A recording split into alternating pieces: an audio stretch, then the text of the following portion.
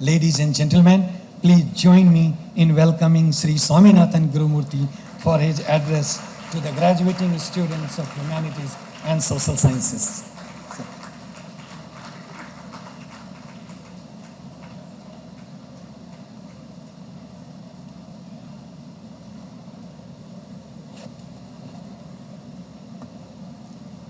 Namaskarams to all. You know, when you are introduced in such a flowery language, the bar is set, you have to cross the bar for me to meet the expectations. So, Professor Rajesh Kumar has set the challenge for me. But I have not come here as a speaker. I have come here to share my experiences. I considered the society as the open air university. Of course, I had certain credentials as a chartered accountant. Even at a very early age, I achieved a certain level of performance, which at that age many people cannot achieve, and that I cannot say is because of me. That's also because of the opportunities I got. My life is a series of coherent accidents, and that's how I would put what makes me stand before you, and my credentials will have to be looked at in that sense. I first congratulate all of you because you have now got your degree, which is your address. This is a very important address for everybody in life. And more important, you are from IIT. Even more important, you are from IIT Chennai. This is very important.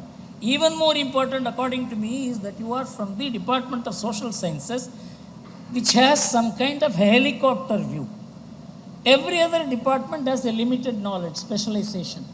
But this understands the behavioral characteristics of people, society, segments, and the relationship between different actors in human life. And so I am biased towards social sciences. This is one of the areas through which I understand even modern science. Of course, Deepak knows because I constantly trouble him and bore him with my thoughts. So I would like to share with you my thoughts, because I consider that you are the window of India to the world.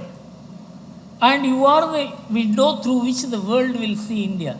This is the most important element, characteristics of IIT education, because IITs have come to occupy a brand for in the Indian context.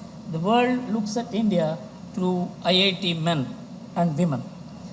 And you are all living in a fortunate situation of rising India. Today it's a confident India. Today it is an India where you go abroad and you are received and you are respected. But we all lived through an India, a debranded India, a demeaned India. And I will tell you my experience when I was one of the topmost consultants in India. And not only in one field, I had a diverse experience in the sense of management, finance, capital market, law, accounts.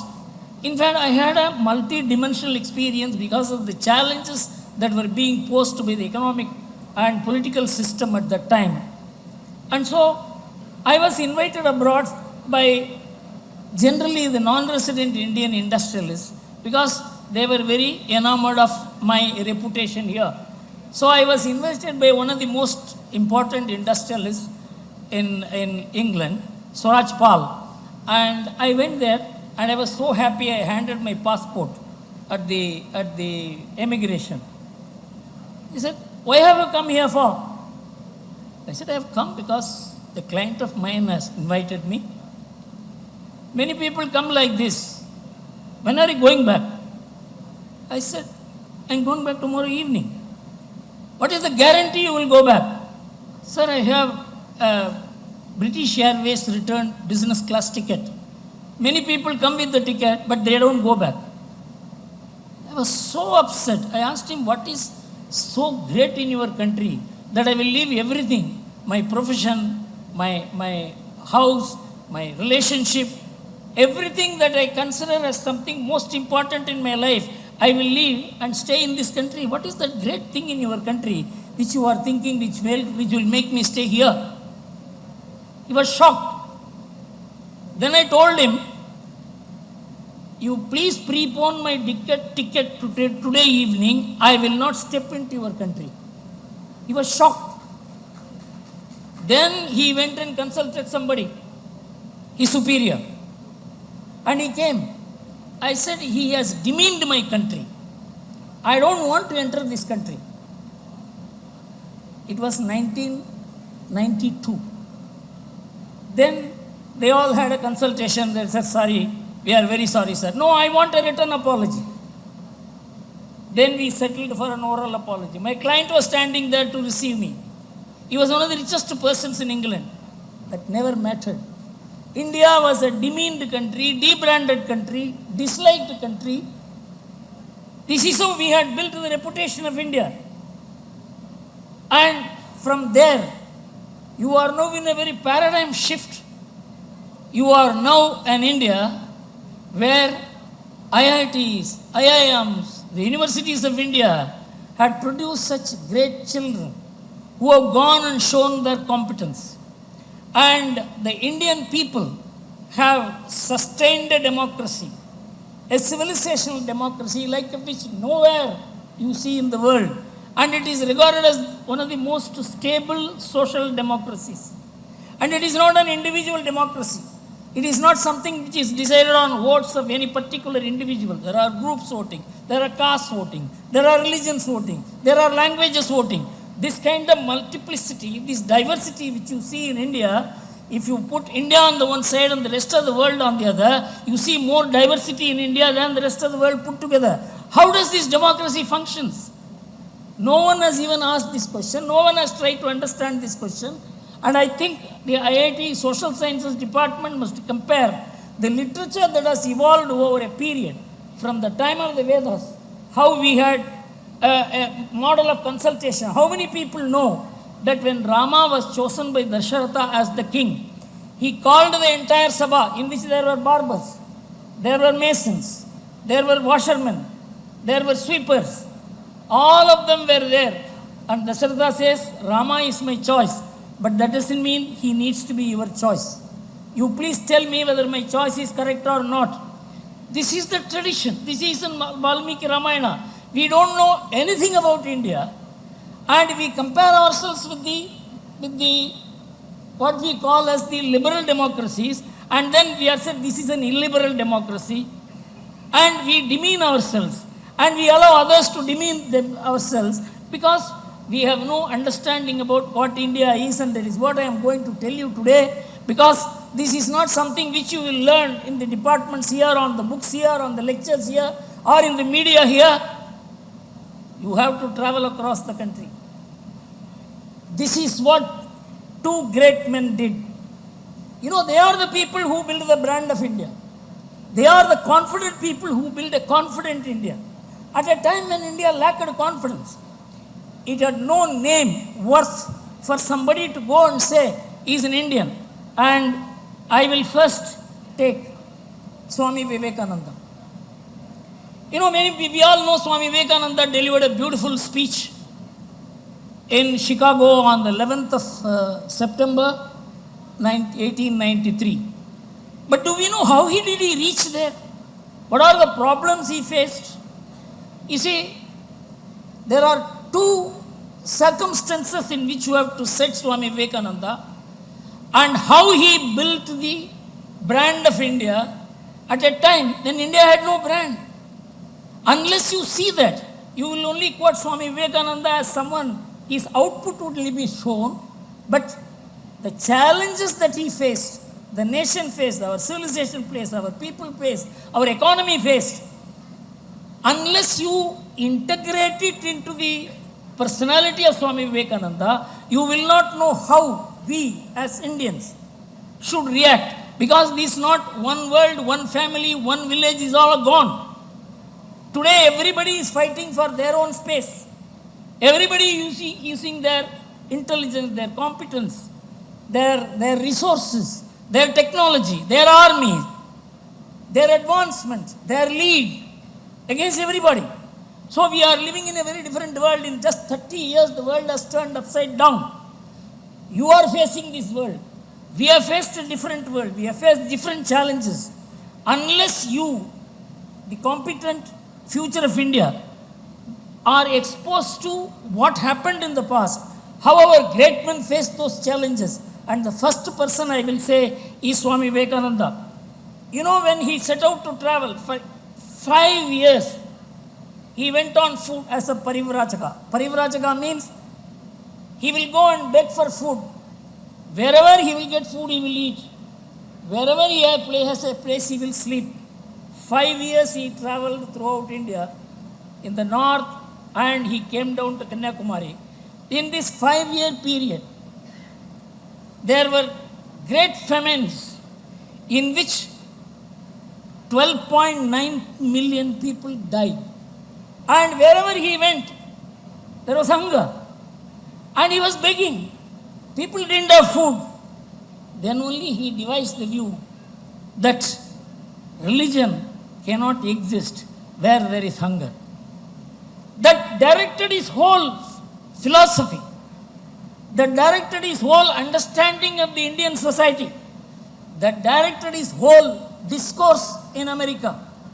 And that is the first point we have to make. The second point is, from here it goes, he travels from 1888 to 1893 May, and then set out to travel to America. Part 1. Part 2. Have you heard of Rudyard Kipling? Anyone? Have you heard of a poem called The White Man's Burden? Can one person raise the hand? Rudyard Kipling was an Indian, half Indian. He was an Anglo-Indian. He was born in Bombay.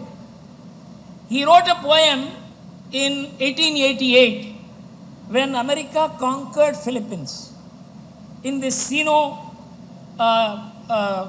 Spanish War, American-Spanish War. So the question in America was whether they should take over Philippines and rule Philippines. At that time, Rudyard Kipling wrote a poem sitting in Bombay. It is the burden of the white men who are civilized to correct the uncivilized people of Asia. You have to now take over Philippines. This is the poem he wrote sitting in Bombay. Because this matter was being discussed on the 1st of February 1889. The New York Sun publishes his poem. The next day, the New York Times publishes his poem. This is happening on the 1st to 4th February. On the 7th February, his poem is quoted in the Senate. And the discussion is, you see, he is in that sad society, rotten society, backward society, uncivilized society. He is saying it is our responsibility to correct that, civilize them. And he says, the senator argues that we must conquer and rule Philippines. That is how Philippines was taken over by America.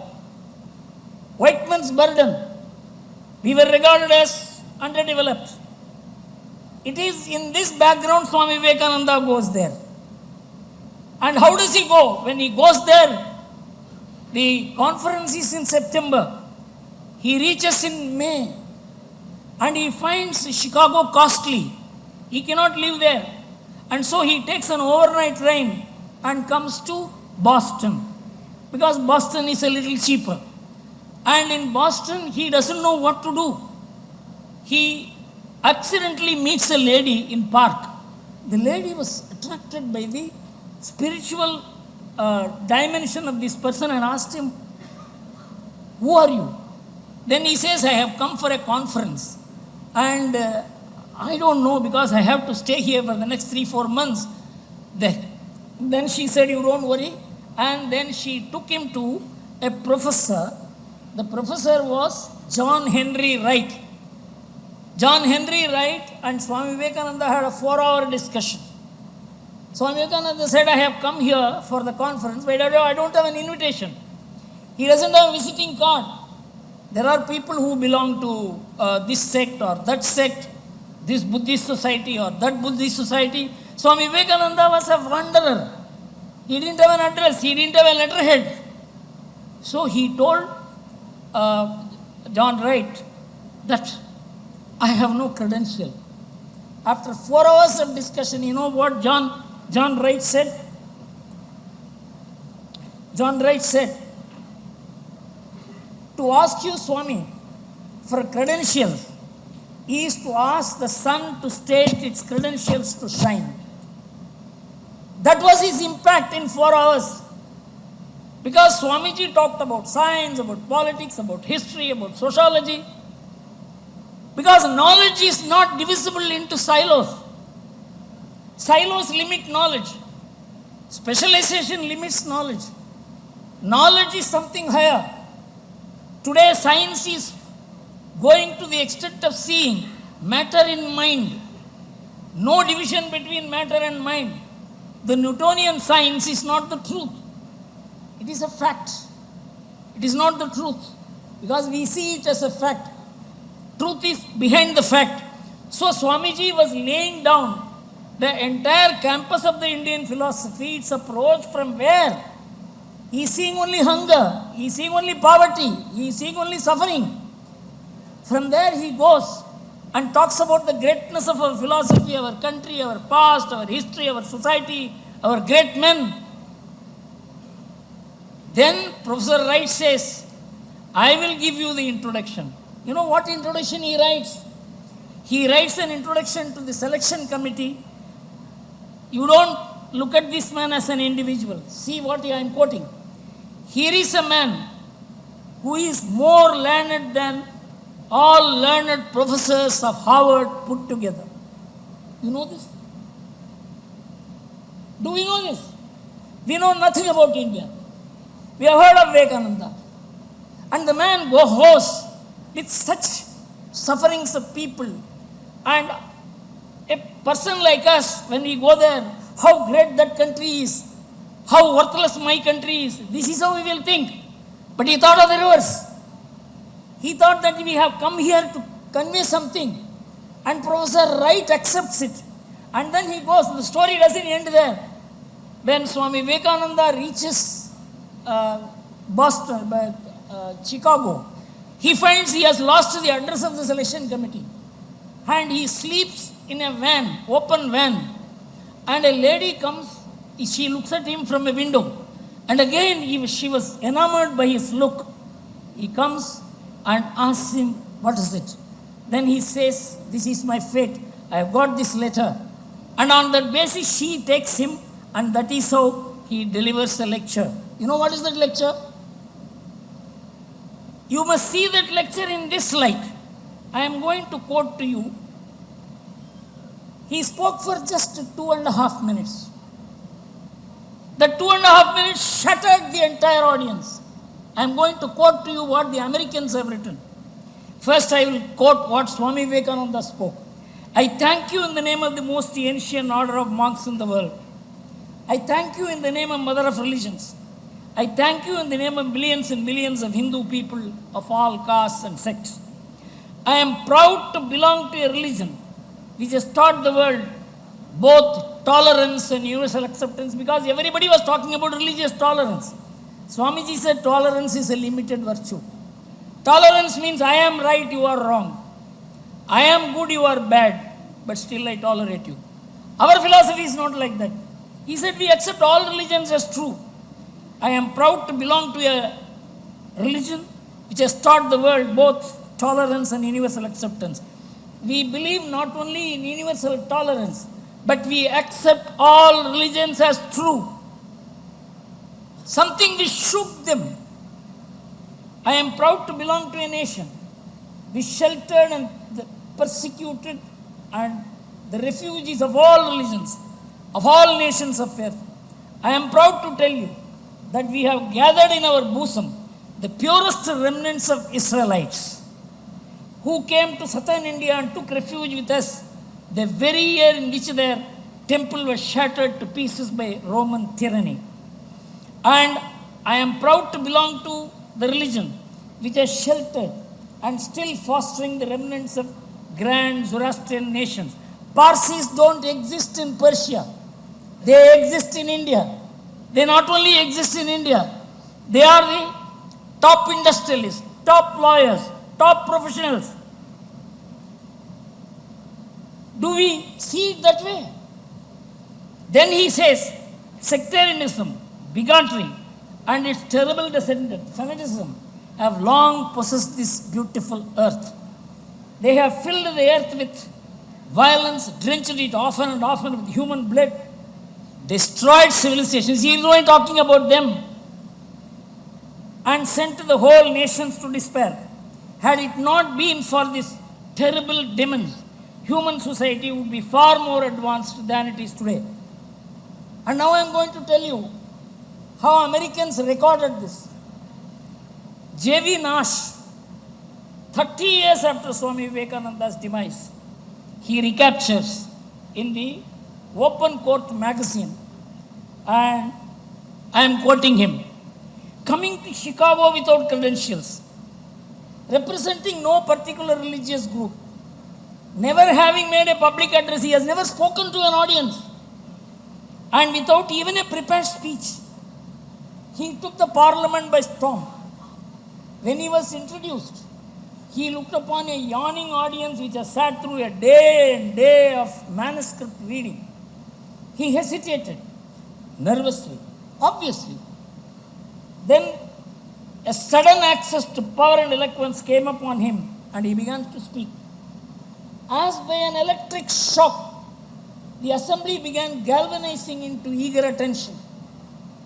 After saluting the audience as brothers and sisters of America, he waited for 2 minutes until the applause subsided, and then he began. He was allotted 5 minutes. He lost 2 minutes in the applause. Before a dozen words left his lips, the great hall was shaking with storms of applause, as if in a political convention. And when his brief extemporaneous address was concluded, everyone was asking, who is this brilliant, eloquent, magnetic young Hindu, the Swami Vivekananda? Probably never in any similar gathering did so short a speech created so profound an impact. It consists of just 6 short paragraphs. The Open Court previous magazine, 1925. This is being written in 1933. I made this religious genius the subject of a special article. It is titled The Message and the Influence of Vivekananda, and to it must refer to those who wish to a more extensive part which played in the parliament of religion. This is a rotten country, the country of hunger, illiterate country, divided country, caste-oriented country, religious rivalry. This is the image of India. But I tell you what the organizers of World Religious Conference said. This is important. As the parliament concluded, many felt the universalist vision should be sustained.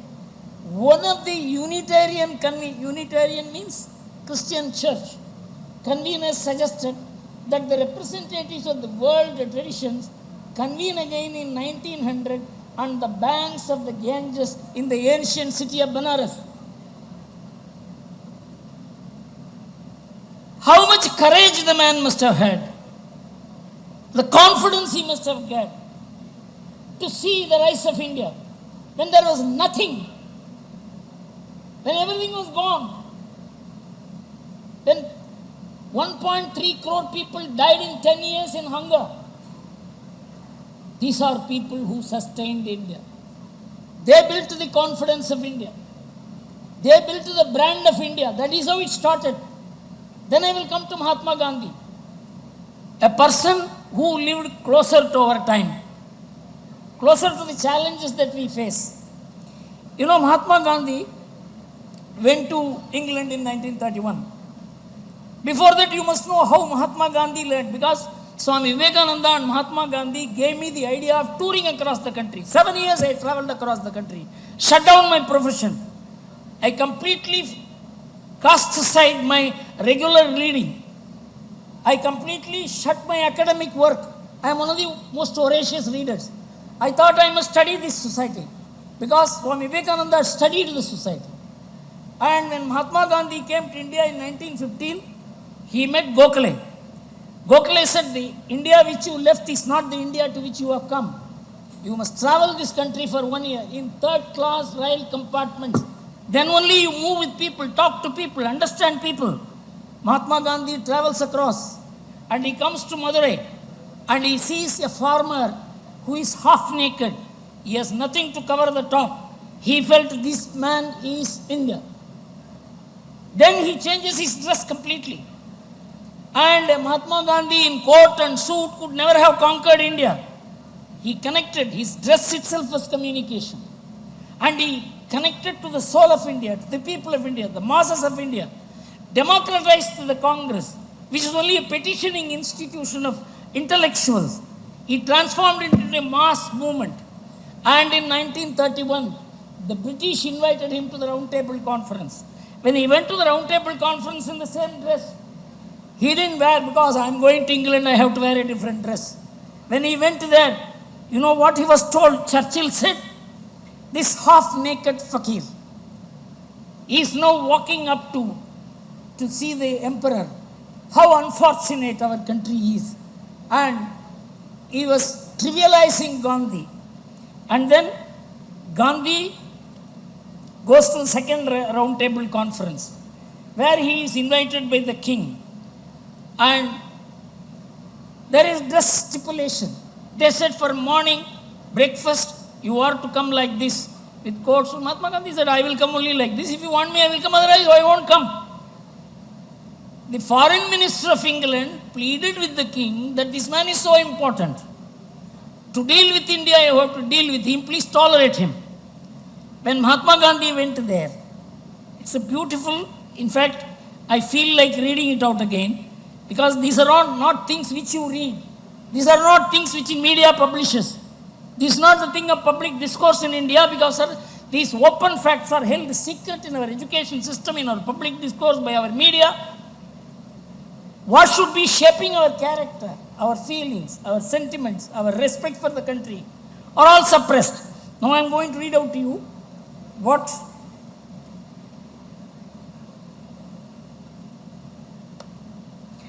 because these two important things which I don't want to. Now, it's this simple clothing called khadi, handspun, his legs open. When Churchill mocked at his look, everybody, working people in Britain, loved Gandhiji's humility and connected to regular folks. The Royal Tea Party, the next Round Table Conference in England, Gandhi was invited to tea with George V and Queen Mary. The place strictly required guests to wear formal morning dress, stripped trousers and morning coats. Gandhiji refused to change, entering the palace in his standard handspun khadi loin cloth, a loosely draped shawl and basic sandals. When asked if he felt adequately dressed, mark the words, if he felt adequately dressed to meet King George V at the Buckingham Palace, see how the man replies. Mahatma Gandhi famously replied, the king was wearing enough clothes for both of us. That's the man. See the confidence. From a country which is slavish, from a country to a country which is the master. And that is how he projected his own. And then the improperly dressed Gandhi he didn't want to see, but he pleaded. And then he asked this question, I don't want you to revolt against me. Everybody thinks Mahatma Gandhi will respond violently. Gandhi said, this is not the occasion when you have invited me for a dinner for me to discuss politics. This is how people struggle to build India. India's confidence, its culture, its value systems. And now I will go to a foreign example. In Yugoslavia, I know how many of you are familiar with 1990s. 1990 shaped my entire understanding about the world, about economics, about sociology, about finance, about monetary system. I am going to talk about the monetary system which evolved at that time. You know, Yugoslavia was one of the communist countries or socialist countries which had collapsed, like Russia. Russia went to IMF, and the same problem was there in Yugoslavia. Their currency had collapsed. I will read out the inflation figures. You will be amazed at the inflation figures which were going on at that time.